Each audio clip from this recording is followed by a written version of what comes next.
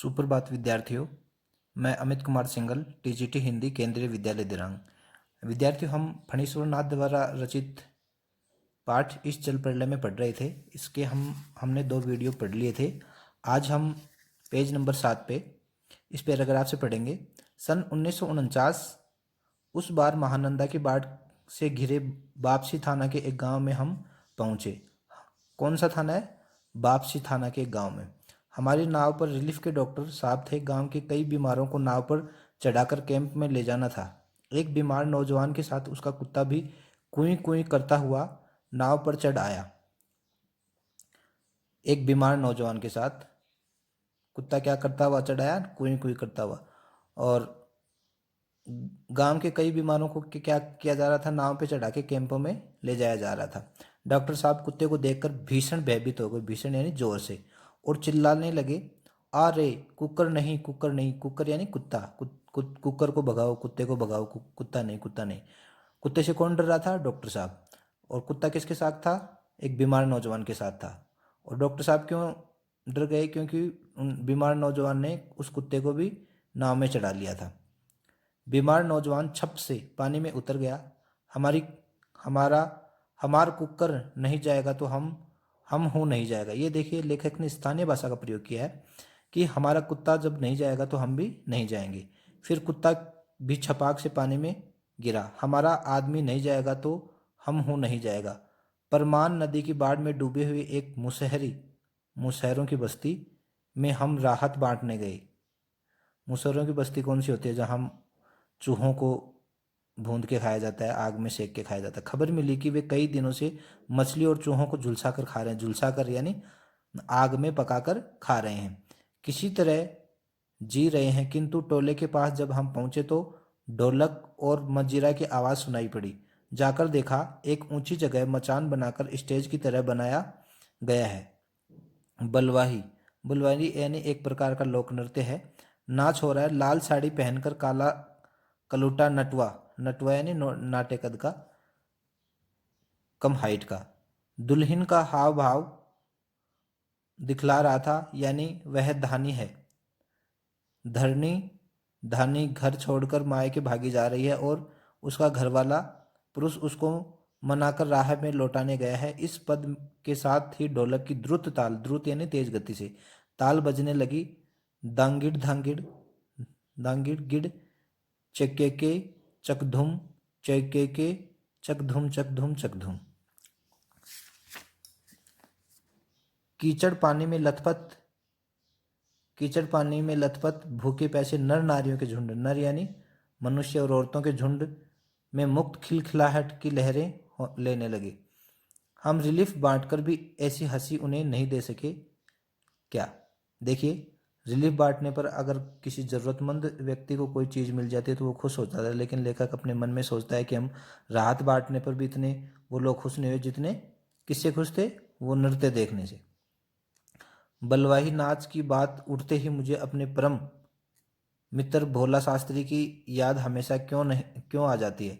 यह एक बार सन 1937 में सिमोवर्नी शंकरपुर में बाढ़ के समय नाव को लेकर लड़ाई हो गई थी। मैं उस समय बालचर यानी बॉय स्काउट था।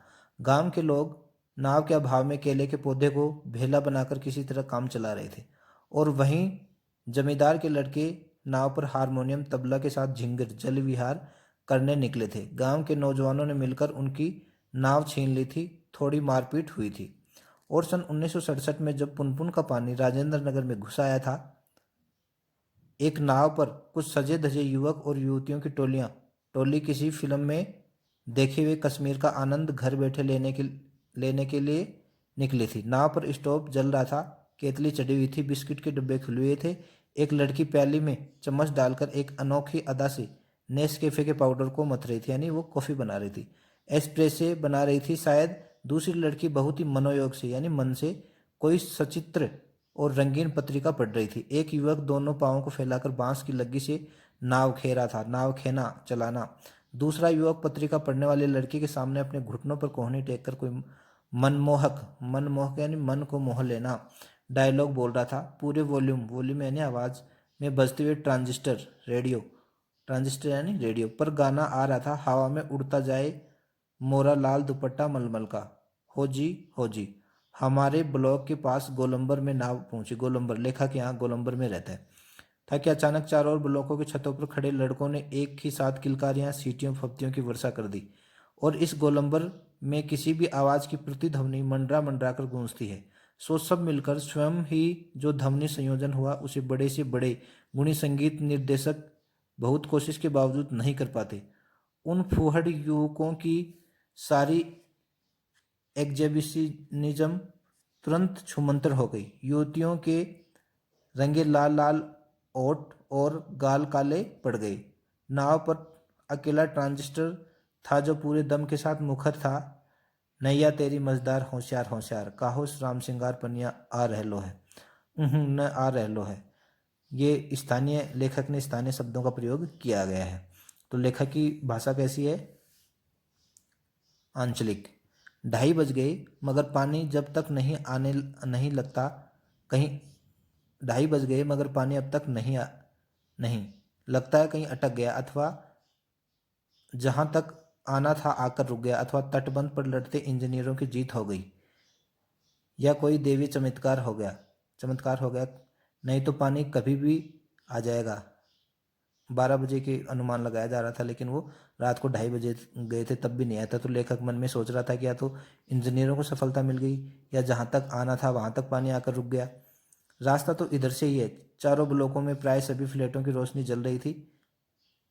बुझ रही थी। सभी जगे हुए थे। कुत्ते रह रहकर सामूहिक रुदन करते थे। रुदन यानी रोना। कुत्ते, जब प्राकृतिक आपदा आती है तो पशु पक्षियों में एक अजीब तरह का बदलाव देखने को मिलता है।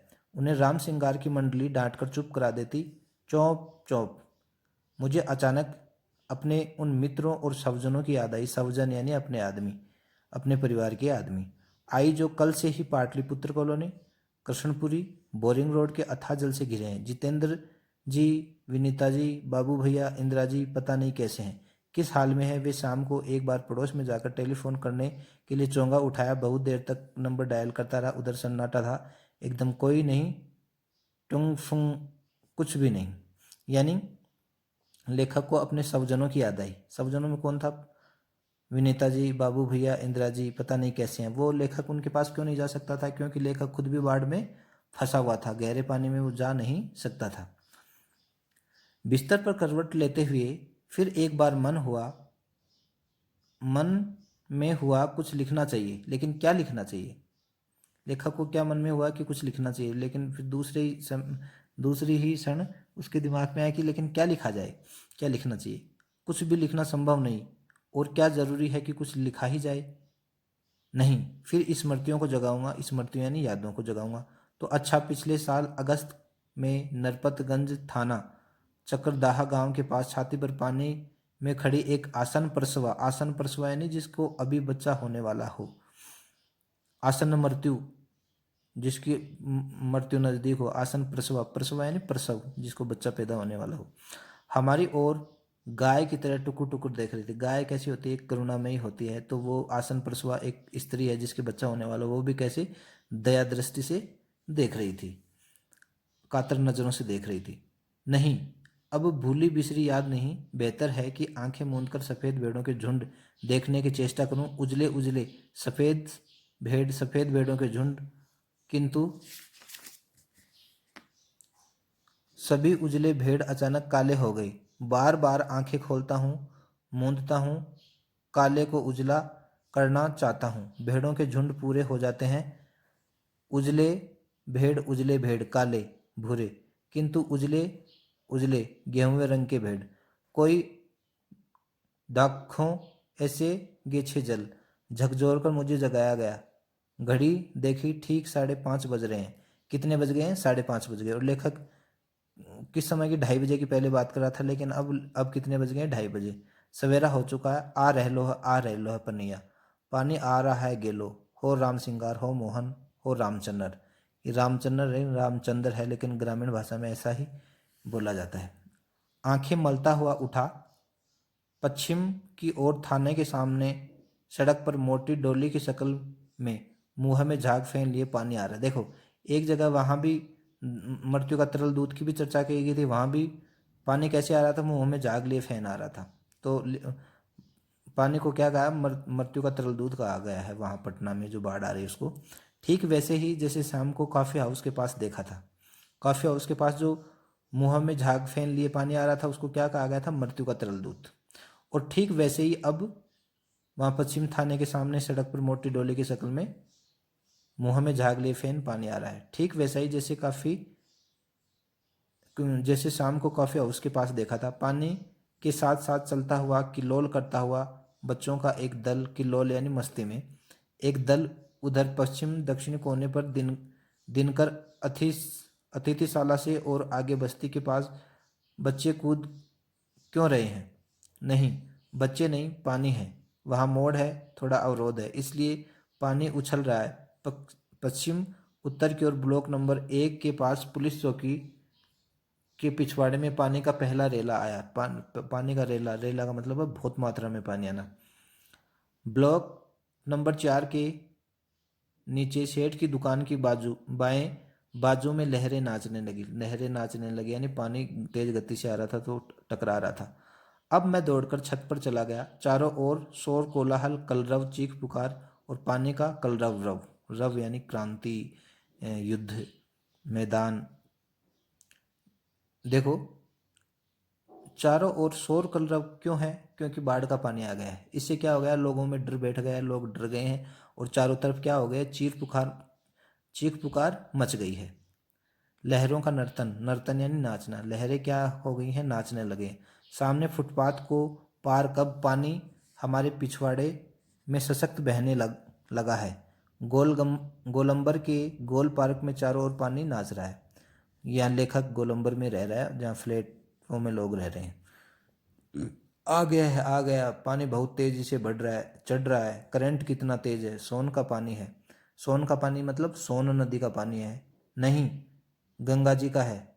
आगे लो, आगे लो यानी आ गया है। सामने की दीवार की ईंटें बहुत जल्दी डूबती जा रही हैं। क्यों? क्योंकि पानी तेज गति से आ रहा है। बिजली के खंभों का काला हिस्सा डूब गया। अब यहाँ ये दृश्य दर्शाया गया है कि पानी बिजली के खंभों के काला जो हिस्सा होता है वहां तक पानी ऊपर तक चढ़ गया है। ताड़ के पेड़ का तना क्रम से डूबता जा रहा है। ताड़ का पेड़ भी बड़ा होता है लेकिन उसका क्या तना है तो वो भी डूब गया है। तो इसमें पानी की गहराई को दर्शाया जा रहा है, डूब रहा है। अभी यदि मेरे पास मूवी कैमरा होता, अगर एक टेप रिकॉर्डर होता। बाढ़ तो बचपन में ही देखता आया हूँ किंतु पानी का इस तरह आना कभी नहीं देखा। लेखक क्या कह रहा है कि लेखक ने बचपन से ही बाढ़ देखी है लेकिन अब जो पानी आ रहा है लेखक के पास, गोलंबर के पास, ऐसा पानी उसने जिंदगी में कभी नहीं देखा। अच्छा हुआ जो रात में नहीं आया, नहीं तो भय के मारे न जाने मेरा क्या हाल होता। लेखक अपने आप में सोच रहा है कि अगर ये पानी रात को आ जाता तो मैं कितना डर जाता। अच्छा हुआ कि दिन में आया तो कम से कम नज़ारा आंखों के सामने है। देखते ही देखते गोल पार्क डूब गया, हरियाली लोप हो गई। अब हमारे चारों ओर पानी नाच रहा था यानी लेखक बाढ़ में फंस गया था। भूरे रंग के भेड़ों के झुंड, भेड़ दौड़ रही हैं। भूरे भेड़, वह चाय वाले की झोंपड़ी गई, चली गई। चली गई का मतलब बाढ़ में बह गई। काश मेरे पास एक मूवी कैमरा होता, एक टेप रिकॉर्डर होता तो क्या होता। अच्छा है कुछ भी नहीं। कलम थी वह भी चोरी चली गई। अच्छा है कुछ भी नहीं मेरे पास। तो लेखक ने इस पाठ में जल प्रलय, इसी जल प्रलय का मतलब है सब उथल पुथल हो जाना। और उथल पुथल क्यों हो गई है? जिस क्षेत्र में बाढ़ आती है वहाँ के लोग बहुत ही यातनाओं को झेलते हैं, बहुत ही पीड़ा होती है, बहुत तकलीफ होती है, बहुत डर डर के जीते हैं और जानें भी चली जाती हैं। तो इस पाठ में पटना का क्षेत्र है, पटना है, पटना में बाढ़ आई है। और कब की बाढ़ है ये लेखक ने शुरू में ही बताया है।